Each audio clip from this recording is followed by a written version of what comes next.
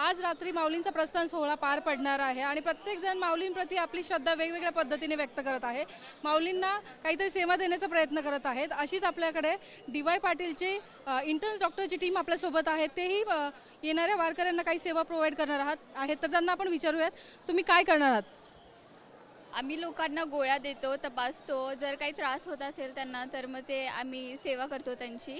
खूप भाग्यवान वाटतं इथे येऊन की एवढ्या लोकांमधून आम्हाला निवडलंय, मग सेवा करायला एकदम भाग्यवान वाटतं इथे।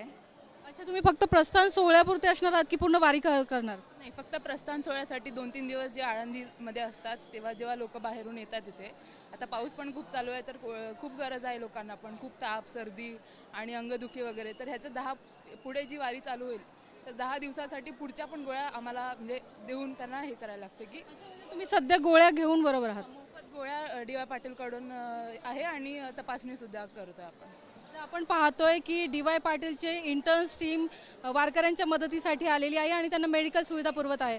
कॅमेरामन अभिजित सह भाग्यश्री देशपांडे, TV9 मराठी, आळंदी।